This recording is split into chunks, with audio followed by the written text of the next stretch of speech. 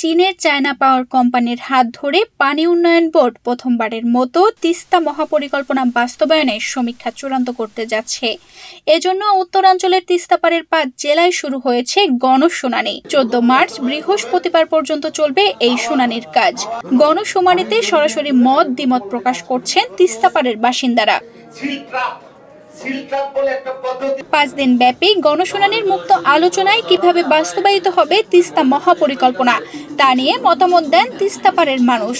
কোনো বাহানা না করে দ্রুত তিস্তা মহাপরিকল্পনা বাস্তবায়নে পদক্ষেপ নেওয়ার দাবি জানান গণশুনানিতে অংশ নেওয়া স্থানীয়রা। এই শুনানির মধ্য দিয়ে যেটুকু ত্রুটি বিচ্যুতি আমাদের কাছে মনে হচ্ছে আমরা সেটি সংশোধন করতে পারছি এবং এটি আমাদের এবং বড় কথা হলো আমরা চাই এটা যেন কালক্ষেপণ নয়, একটা শ্রেণী পরিবেশের নাম করে বারবার এটা বাধা সৃষ্টি করছে যাতে দেরি হয়। জাগো বাহে তিস্তা বাঁচাই ৪৮ ঘন্টার কর্মসূচির পর সরকারের টনক নড়েছে বলে মত তিস্তা নদী রক্ষা আন্দোলনের প্রধান সমন্বয়ক আসাদুল হাবিব দুলুর। গত ১৭ এবং ১৮ ফেব্রুয়ারি লাগাতার ৪৮ ঘন্টা তিস্তা পাড়ের ৫টি জেলা ১১টি স্থানে যে লাখো জনতার সমাবেশ হয়েছিল, সেখান থেকেই দাবি উচ্চারিত হয়েছিল যে অবিলম্বে তিস্তা মহাপরিকল্পনা বাস্তবায়ন করা হোক।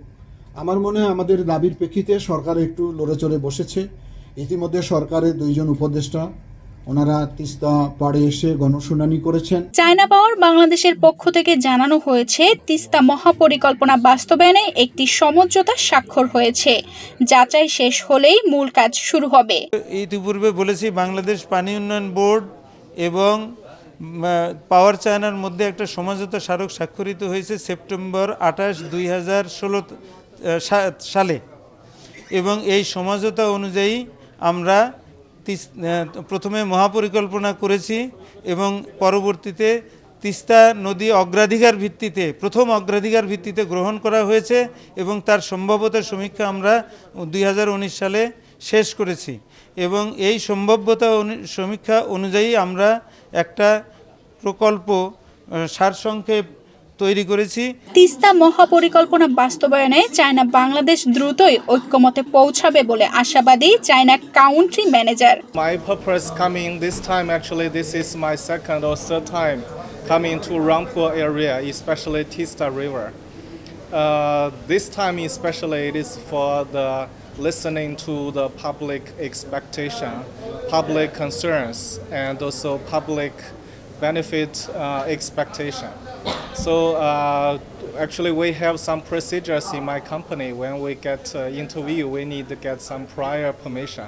But since all you are waiting here, so I just say a few words. I wish you that understand that we cannot take so much time. $883 million এই প্রকল্প বাস্তবায়ন হচ্ছে।